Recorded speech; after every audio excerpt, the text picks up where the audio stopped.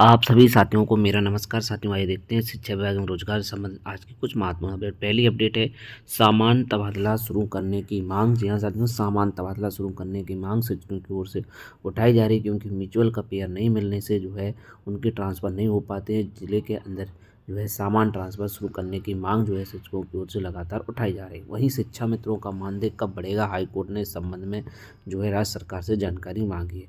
वहीं HMPV virus पर सतर्कता बढ़ाने के केंद्र सरकार के निर्देश सभी राज्यों को हुए जारी। आश्रम पत्ती स्कूलों में 1831 पदों पर होगी भर्ती।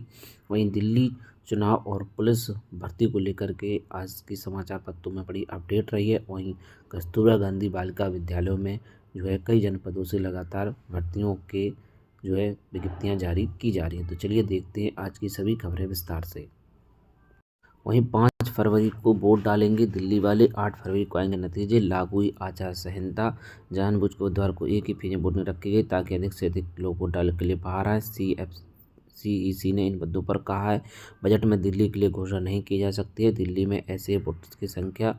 वहीं केजरीवाल का कहना है कार्यकर्ता तैयार हो जाए, विजन खूबसूरत दिल्ली। वीरेंद्र सचदेवा बीजेपी अध्यक्ष, जनहितैषी सरकार बनेगी। देवेंद्र यादव प्रदेश कांग्रेस अध्यक्ष। 85 साल या से अधिक उम्र के वोटर्स को घर से वोट देने की सुविधा मिलेगी। एक माह देरी से हो गई सिपाही भर्ती की सहायक दाखिला परीक्षा। जनवरी 30 से 17 प्रस्तावित परीक्षा अब फरवरी माह में होगी। सिपाही सीधी भर्ती की सहायक दक्षता परीक्षा दौड़ लगभग एक माह विलंब से होगी। उत्तर प्रदेश पुलिस भर्ती प्रोन्नति बोर्ड ने सहायक दक्षता परीक्षा जनवरी के तीसरे सप्ताह में कराने की तैयारी की थी। अब इसे फरवरी के अंतिम सप्ताह या मार्च में कराया जाएगा। जल्द ही इस बाबत अभ्यर्थियों को जानकारी दी जाएगी। दरअसल भर्ती बोर्ड बीते 26 दिसंबर से शारीरिक मानक परीक्षा एवं दस्तावेज जांच कर रहा है। इसमें लगभग 1,74,000 अभ्यर्थी हिस्सा ले रहे हैं। बोर्ड द्वारा सभी 75 जिलों की रिजर्व पुलिस लाइन में रोजाना करीब 5,000 अभ्यर्थियों की परीक्षा और दस्तावेज जांच की जा रही है। प्रयागराज में 28 से 30 जनवरी तक होने वाली परीक्षा को अप्रिय कारणों से 5 से 7 फरवरी को आयोजित किया जाएगा। शारीरिक मानक और दस्तावेजों की जांच के बाद चयन अभ्यर्थियों को बोर्ड द्वारा शारीरिक दक्षता परीक्षा के लिए बुलाया जाएगा। इसके बाद चयन अभ्यर्थियों का अंतिम परिणाम जारी होगा। तो अब तक 3 अभ्यर्थी पकड़े गए हैं। नोएडा और गोरखपुर बाद बीते 3 जनवरी को हापुड़ में महिला अभ्यर्थी शिखा चौधरी को सूचना सेना संघ आश्रित होने फांसी प्रमाण पत्र प्रस्तुत करने के दौरान पकड़ा गया। इसके खिलाफ थाना कोतवाली हापुड़ में मुकदमा दर्ज कराया गया। वहीं परीक्षा नजदीक आते ही पहाड़ जैसी लगने लगी विज्ञान गणित की पढ़ाई। हेल्प डेस्क पर सबसे अधिक आई भौतिकी, रसायन और गणित विषयों से जुड़ी समस्याएं। यूपी बोर्ड की हाई स्कूल इंटरमीडिएट की परीक्षा 24 फरवरी शुरू होने जा रही है। इसके लिए परीक्षा तैयारी में जुट गए हैं। विद्यार्थियों के लिए विज्ञान और गणित की पढ़ाई पहाड़ जैसे चढ़ने जैसी हो गई। हेल्प डेस्क में टोल फ्री नंबर संपर्क करने वाले व्यक्तियों में से 70% समस्या भौतिकी, रसायन और गणित विषय से संबंधित। तो हेल्प डेस्क इसकी जारी की गई है, जिससे कि अभ्यर्थियों में जो है ये रहा है, परीक्षार्थियों को अपने विषय में कोई दिक्कत है या मनोवैज्ञानिक समस्या है तो ये वो यूपी बोर्ड हेल्प डेस्क के टोल फ्री नंबर पर जो है सुबह 11 से शाम 4 बजे तक संपर्क कर सकते हैं। ऐलान मिल्कीपुर उपचुनाव में 5 फरवरी को नतीजे 8 को आएंगे। यह मिल्कीपुर उपचुनाव के जो है घोषणा कर दी गई है। 5 फरवरी को चुनाव होगा, नतीजे 8 को आएंगे। 10 जनवरी को मिल्कीपुर उपचुनाव के लिए जारी होगी अधिसूचना। अवधेश प्रसाद के सांसद बनने से खाली हुई सीट, नामांकन दाखिल करने की अंतिम तिथि 20 जनवरी है। तो दिल्ली में 5 को होगा मतदान। वहीं शिक्षा मित्रों का मानदेय बढ़ाने पर सरकार से मांगी जानकारी। जी हाँ, प्रदेश के प्राथमिक विद्यालयों में कार्यरत लगभग 1.5 लाख शिक्षा मित्रों का मानदेय बढ़ाए जाने के मामले में इलाहाबाद हाईकोर्ट ने सरकार से जानकारी मांगी है। कोर्ट ने मानदेय बढ़ाने के लिए निर्णय के बारे में 27 जनवरी तक जानकारी मांगी। यह आदेश न्यायमूर्ति सलील कुमार राय ने वाराणसी के विवेकानंद की अवमानना याचिका पर दिया है। इसके पहले याची ने मानदेय बढ़ाने की मांग को लेकर याचिका दाखिल की। इस पर कोर्ट ने सम्मानजनक मानदेय निर्धारित करने के लिए सरकार को समिति गठित करने का आदेश दिया था। प्रदेश सरकार द्वारा समिति गठन व मानदेय बढ़ाए जाने पर सरकार के कोई फैसला नहीं लेने पर अवमानना याचिका दाखिल की गई थी। अधिवक्ता सत्येंद्र चंद्र त्रिपाठी ने कहा है 2023 में शिक्षा मित्रों ने समान कार्य के लिए समान वेतन की मांग कर याचिका दाखिल थी। कोर्ट ने शिक्षा मित्रों मानदेय को न्यूनतम मानते हुए राज्य सरकार को समिति गठन कर एक सम्मानजनक मानदेय निर्धारित करने का निर्देश दिया था। अवमानना याचिका पर राज्य के वकील ने न्यायालय को बताया था कि आदेश के अनुपालन शिक्षा निदेशक की अध्यक्षता में एक उच्च स्तरीय समिति बनाई गई थी। समिति ने रिपोर्ट सरकार को सौंप दी है। कोर्ट ने वित्त विभाग और राज्य सरकार के लिए गए निर्णय के संबंध 27 जनवरी तक जानकारी मांगी है। देखना होगा कि शिक्षा मित्रों का मानदेय कब तक सरकार बढ़ाती है, क्योंकि मामला कोर्ट से संबंधित। अब देखना होगा कि इसमें जो है आखिर सरकार क्या कहती है और कब जो है इनका मानदेय बढ़ाया जाता है। वहीं आश्रम पद्धति के स्कूलों में 1831 पदों पर भर्ती जल्द। जहां प्रदेश के आश्रम पद्धति स्कूल में खाली पड़े 1/3 पदों को जल्द भरा जाएगा। सरकार ने रिक्त पदों को भरने के लिए अतिशीघ्र आरक्षण तैयार करने के निर्देश दिए। वर्तमान में प्रदेश भर में आश्रम पद्धति स्कूल में स्वीकृत 4753 पदों में से 1831 पद रिक्त हैं।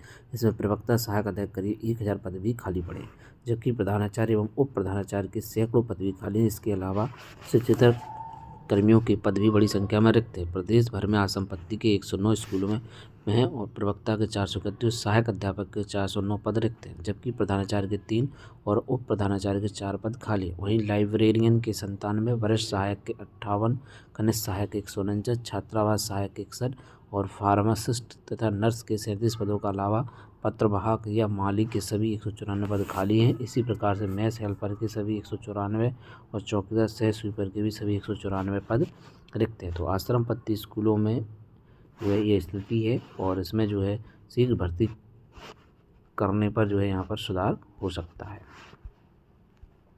वहीं फरवरी में पेश होगा 8 लाख करोड़ का यूपी बजट। विकास के लिए मिलेंगे 2.25 लाख करोड़। फरवरी के दूसरे सप्ताह में बजट सत्र बुलाने की उम्मीद। तो प्रदेश सरकार द्वारा 2025-26 का बजट फरवरी के दूसरे सप्ताह में विधानसभा में पेश किए जाने की उम्मीद है। वित्त विभाग ने बजट तैयार करने का काम तेज कर दिया है। वहीं HMPV वायरस से घबराने की जरूरत नहीं, स्वच्छता का रखें खास ध्यान। केंद्र राज्यों के साथ बैठक, प्रत्येक इन्फ्लुएंजा और गंभीर श्वास रोगी पर विशेष ध्यान देने के निर्देश। अभी तक कोई मौत नहीं, सामान्य वायरस। डॉक्टर सौम्या, 12 राज्यों में सक्रिय IDSP नेटवर्क। भारत में HMV कमजोर पर 5 दूसरे वायरस सक्रिय। ISMR की रिपोर्ट। हर साल सर्दियों में सबसे ज़्यादा प्रसार इन्हीं वायरस का 2001 से वायरस है मौजूद। तो नागपुर में HMPV के 2 संदिग्ध मिले, नमूने भेजे गए। वहीं बेसिक शिक्षा मंत्री से परिषदीय विद्यालयों में समान तबादला प्रक्रिया शुरू करवाने की मांग। प्राथमिक शिक्षा परिषद स्नातक एसोसिएशन के नेतृत्व में प्रतिनिधिमंडल ने मंगलवार को बेसिक शिक्षा राज्य मंत्री स्वतंत्र प्रभार संदीप सिंह जी से उनके निवास में मुलाकात की। प्रतिनिधिमंडल ने साल 12, 13, 16 और 20 की भांति समान तबादला प्रक्रिया शुरू करने की मांग की है।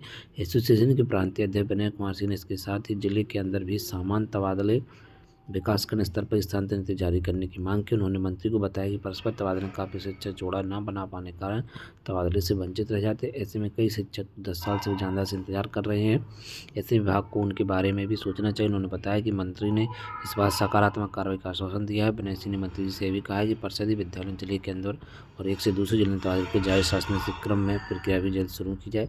प्रतिनिधिमंडल में दिनेश सिंह, सौरभ चतुर्वेदी, मनोज यादव, उदय प्रताप सिंह, रूपम सलूजा आदि शामिल थे। तो अब देखना होगा कि जिले के बाहर सामान ट्रांसफ़र, जिले के अंदर सामान ट्रांसफ़र कब तक शुरू हो सकते हैं, क्योंकि लगातार इसकी मांग उठ रही है कि यह प्रक्रिया भी अविलंब शुरू की जाए। वहीं लखनऊ में अग्निवीरों की भर्ती रैली का कार्यक्रम। सेना में अग्निवीरों की भर्ती के लिए छावनी के AMC स्टेडियम में 10 से 19 जनवरी तक रैली होगी। इसमें अलग अलग जिलों के अभ्यर्थियों के लिए अलग अलग दिन पर कार्यक्रम जारी किया गया है। 10 जनवरी को कानपुर नगर के तहत कानपुर, घाटमपुर, नरवल और बिल्हौर तहसील के अभ्यर्थियों जनरल ड्यूटी की रैली। वहीं 11 जनवरी, 12 जनवरी, 13 जनवरी, 14, 15, 16, 17, 18, 19, तो 19 तारीख तक जो है ये भर्ती चलने वाली है। आप यहाँ पर देख सकते हैं। वहीं कार्यालय जिला विशेष शिक्षा अधिकारी शाहजहाँपुर की ओर से उच्चीकृत KGBV के चयन के संबंध में विज्ञप्ति निकाली गई है और इसमें जो है बताया गया है कि जो है एक एकेडमिक ब्लॉक JT तथा 5 छात्रावास में जो है निर्धारित रखने वाले योग्य अभ्यर्थियों से 1 वर्ष HSS के लिए समुदाय के आधार पर चयन हेतु आवेदन आमंत्रित किए जाते हैं। आवेदन पर रजिस्टर्ड डाक द्वारा जो है 24/1/25 तथा शाम 5 बजे तक स्वीकार किए जाएंगे। साधारण डाक कुरियर आदि से प्राप्त प्रचार नहीं किया जाएगा, रजिस्टर द्वारा ही भेजना होगा। यहाँ पर आप देख सकते हैं एकेडमिक ब्लॉक फर्स्ट में प्रधानाचार्य को 30,000 मानदेय, PGT हिंदी, अंग्रेजी, गणित, जीव विज्ञान, रसायन विज्ञान, भौतिक विज्ञान सभी को और कंप्यूटर विज्ञान 22,000। लैब असिस्टेंट कार्यालय अधीक्षक को जो है 7,147 और 12,430। यहाँ पर जो है सभी पद जो है अनारक्षित है, एक पोस्ट है। और छात्रावास में चपरासी, चौकीदार, रसोईया 7,147, 7,147, 6,433। यहाँ पर 3 पोस्ट दी हुई है। OBC की 1 और अनुसूचित जाति की 1। कुल मिलाकर के जो है इसकी जो है NIC की जो वेबसाइट है शाहजहाँपुर NIC पर जो है इसका विवरण देखा जा सकता है। और जो है इसको भेजने हैं पदों पर चयन हेतु इच्छुक अभ्यर्थी अपने आवेदन पत्र रजिस्टर डाक स्पीड पोस्ट के माध्यम से कार्यालय PSC BSA Khirgibagh Shahjahanpur pin code पर अंतिम रेट 24/1 25% कर सकते हैं। तो यहाँ पर जो है उच्चीकृत KGB में चयन हेतु विज्ञप्ति जो है व्यंजन पदों से लगातार जारी हो रही हैं। और यहाँ पर जो है मानदेय भी आप देख सकते हैं 1 वर्ष के लिए, और जो है ये आगे भी बढ़ा दिया जाता है। तो साथियों, आज की शिक्षा विभाग एवं रोजगार से संबंधित महत्वपूर्ण अपडेट में बस इतना ही। ऐसे ही शिक्षा विभाग और रोजगार से संबंधित डेली अपडेट के आप हमारे YouTube चैनल शिक्षा विभाग को सब्सक्राइब कर सकते हैं। तो साथियों, मिलते हैं किसी नेक्स्ट वीडियो में नई अपडेट के साथ, नई जानकारी के साथ। जय हिंद।